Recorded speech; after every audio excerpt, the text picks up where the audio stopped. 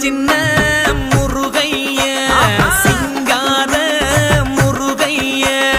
சின்ன சின்ன முருகைய சிங்கார முருகைய கொஞ்சி கொஞ்சி தமிழ் பேசும் செந்தில் பட்டி வேலனவ கொஞ்சி கொஞ்சி தமிழ் பேசும் செந்தில் படி வேலனவ